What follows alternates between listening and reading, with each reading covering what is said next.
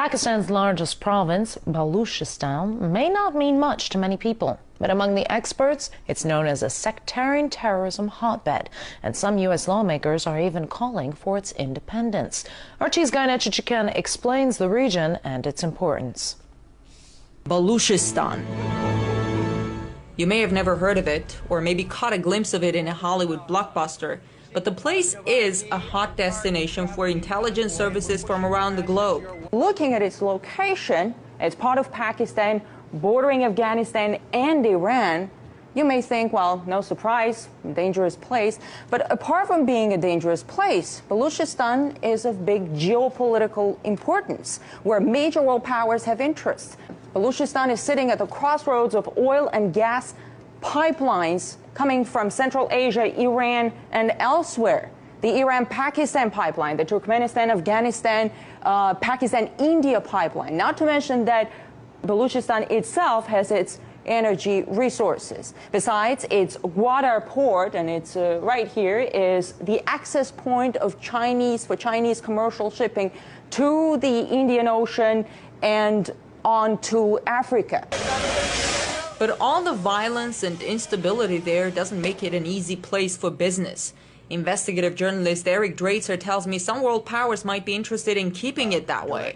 First of all, we have various indigenous terrorist organizations that operate inside of Balochistan, the Baloch Liberation Army, Jundallah, the Baloch Republican Army, Lashkar-e-Taiba, just to name a few. Jundallah is an organization that for decades has been focused on destabilization of Iran. Now, the confluence of these various terrorist organizations, of course, is not coincidental. This has a direct relation to the interests of the United States and the Western powers vis-a-vis blocking the Chinese, destabilizing Pakistan, and part of waging their covert war against Iran in hopes of not just encircling that country, but to collapse it from outside. The U.S. government denies having any connection with Jundallah and Baloch terrorist organizations.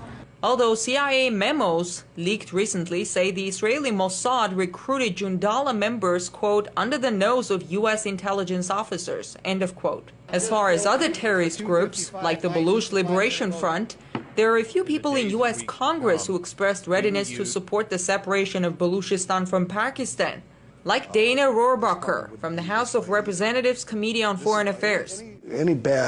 Anything that's coming up right now that the Pakistanis don't like about our attitude is being caused by actions taken by their government. As far as who could benefit from instability in Balochistan, most experts say it's extremists of all kinds.